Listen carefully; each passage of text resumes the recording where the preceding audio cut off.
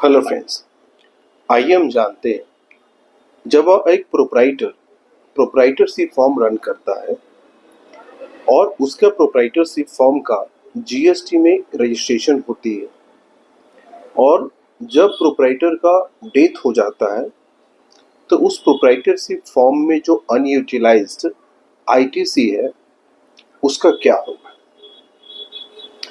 जब एक प्रोप्राइटरशिप का प्रोप्राइटर डेथ होता है तो उसके जो सक्सेसर हैं या जो लीगली बिजनेस को टेक ओवर करता है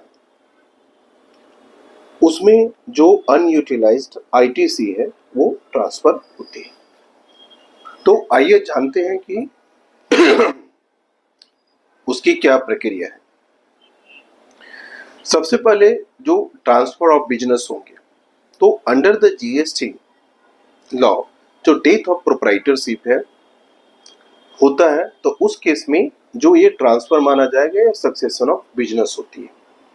दूसरा है एलिजिबल सक्सेसर, जो एनी डेजिग्नेटेड सक्सेसर है या जो लीगली टेक ओवर बिजनेस करता है तो वो एक एलिजिबल जो है वो इस केस में हो पाएगा और वही पर्सन जो अनयूटिलाइज्ड आईटीसी रिसीव कर सकता है।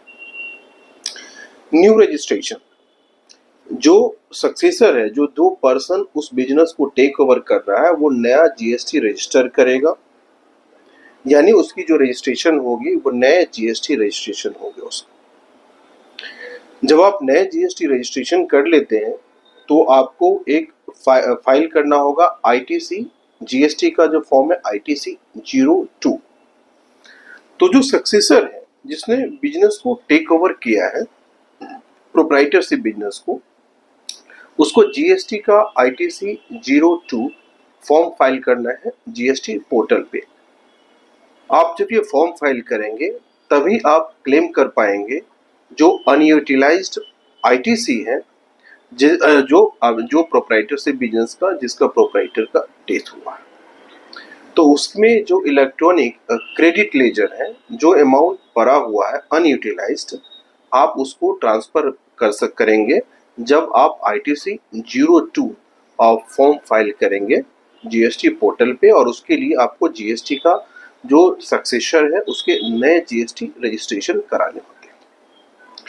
तो जब भी प्रोप्राइटर की डेथ होती है तो उस केस में जो अनयूटिलाइज्ड आईटीसी ट्रांसफर करने का यही प्रक्रिया है।